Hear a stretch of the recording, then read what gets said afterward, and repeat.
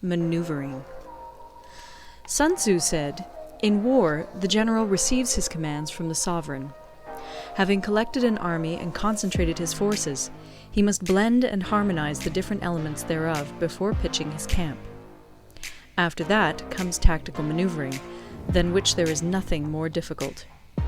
The difficulty of tactical maneuvering consists in turning the devious into the direct, and misfortune into gain.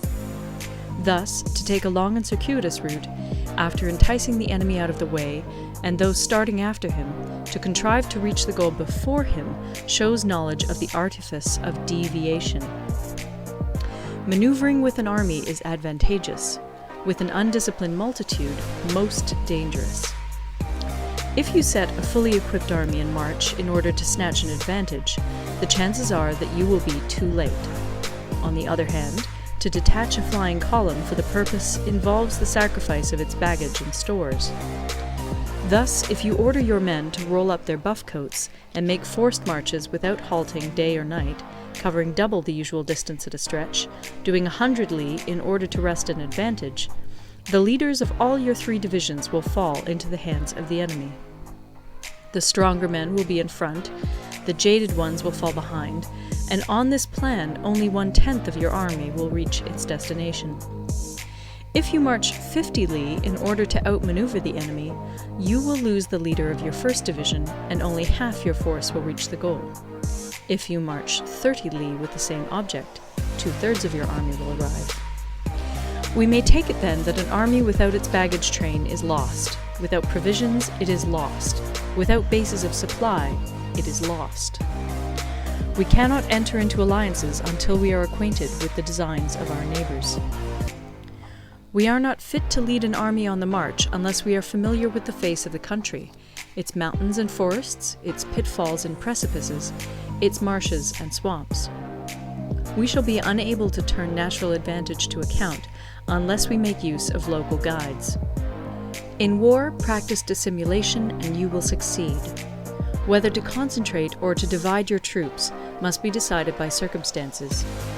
Let your rapidity be that of the wind, your compactness that of the forest. In raiding and plundering be like fire, in immovability like a mountain. Let your plans be dark, and impenetrable as night, and when you move, fall like a thunderbolt. When you plunder a countryside, let the spoil be divided amongst your men. When you capture new territory, cut it up into allotments for the benefit of the soldiery. Ponder and deliberate before you make a move. He will conquer who has learnt the artifice of deviation. Such is the art of maneuvering. The Book of Army Management says, "On the field of battle, the spoken word does not carry far enough. Hence the institution of gongs and drums. Nor can ordinary objects be seen clearly enough. Hence the institution of banners and flags. Gongs and drums, banners and flags are means whereby the ears and eyes of the host may be focused on one particular point. The host thus forming a single united body, it is impossible either for the brave to advance alone, or for the cowardly to retreat alone. This is the art of handling large masses of men. In night fighting, then, make much use of signal flyers and drums, and in fighting by day, of flags and banners, as a means of influencing the ears and eyes of your army. A whole army may be robbed of its spirit. A commander-in-chief may be robbed of his presence of mind.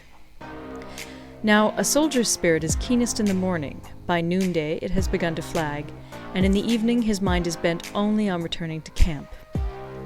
A clever general, therefore, avoids an army when its spirit is keen, but attacks it when it is sluggish and inclined to return.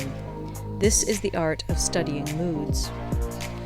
Disciplined and calm, to await the appearance of disorder and hubbub amongst the enemy. This is the art of retaining self-possession.